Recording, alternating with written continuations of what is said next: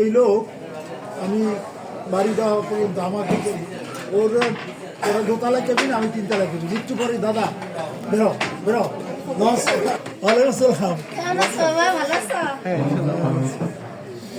আমাদের সব পরিচালই হ্যাঁ হ্যাঁ, ভালো আসতো। এই যে মাসুম তোমার দুই বোন, আমি তো তিনারে দেখছি বাবা এদিকে। 3 মাস দুজন সমান হয়ে গেছে। যাই আমরা এই মাসুমকে তো ঢাকা ভার্সিটিতে ওখান থেকে ওরা আসে নাই